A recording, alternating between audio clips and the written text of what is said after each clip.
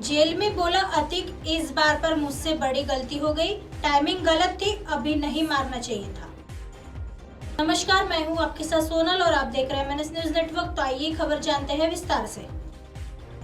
उमेश पाल ने माफिया अतिक अहमद से 5 करोड़ रुपए लिए थे। बाद में वह अतिक को ही धोखा देने लगा था। अतिक के गुजरात जेल जाने के बाद उसने कई बेशकीमती जमीनों के फर्जी दस्तावेज तैयार कब्जा कर लिया।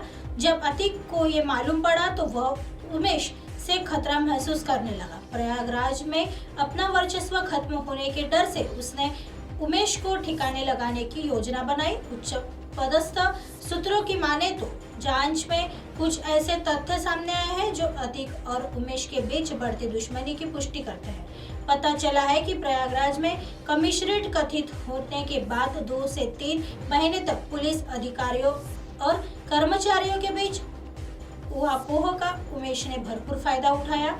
उसने अतिक के करीबियों को नुकसान पहुंचाना शुरू कर दिया था। अतिक की कारोबार की जमीनों के सौदे में दखल देने लगा था। इसकी वजह से उसके खिलाफ भी कई मुकदमे दर्ज हो गए थे। इसकी शिकायतें लगातार गुजरात की साबरमती जेल में बंद अतिक तक पहुंच रही थी।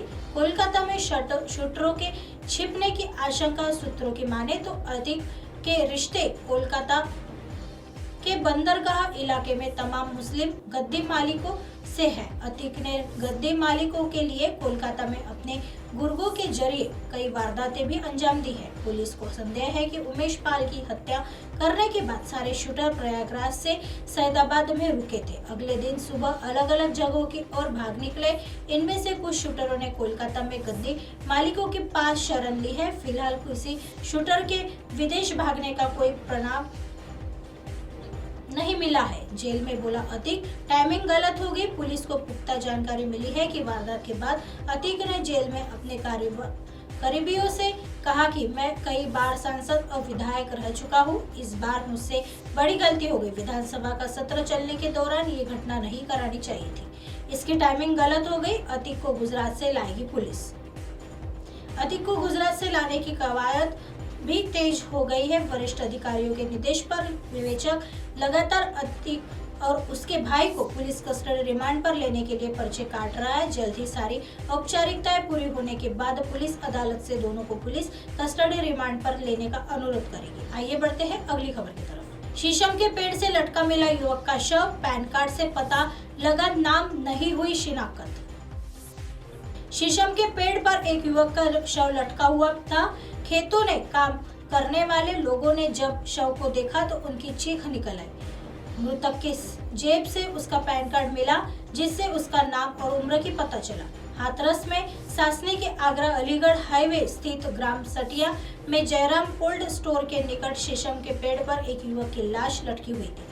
खेतों पर काम करने आए युवकों ने जब उस युवक को पेड़ पर लटका हुआ देखा तो उनकी चीख निकल गई। उन्होंने तत्काल पुलिस को सूचना दी। सूचना पर पुलिस मौके पर पहुंच गई। पुलिस ने शव को पेड़ से उतरवाया और मृत युवक की तलाशी ली। मृतक के पैंट की जेब में पैन कार्ड मिला। पैन कार्ड के आधार पर पता चला कि युवक का नाम करतार सिंह पुत्र महेश चंद्र है और उसकी उम्र 21 साल है। युवक का कि स्थायी निवासी है, यह अभी तक पता नहीं चल पाया है। पुलिस शिनाख्त करने में जुटी हुई है। आइए बढ़ते हैं अगली खबर की तरफ। कपड़ा कारोबारी ने 16वीं मंजिल से कूद करके आत्महत्या।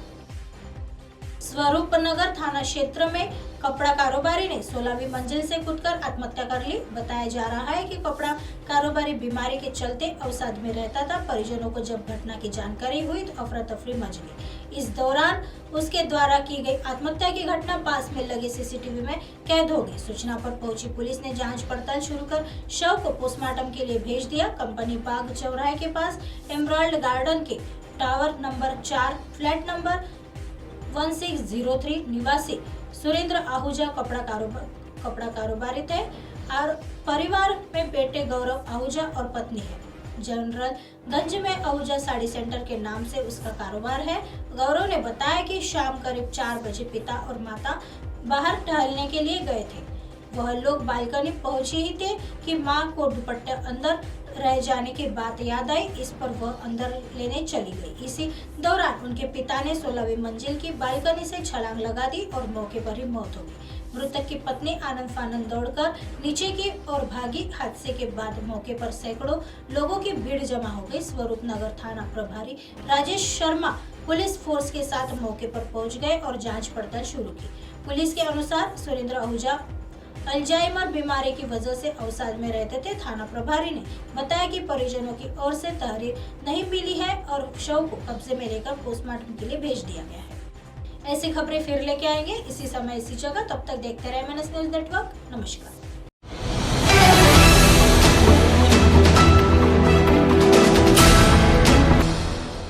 ये है MNS न्यूज नेटवर्क और आप देख रहे हैं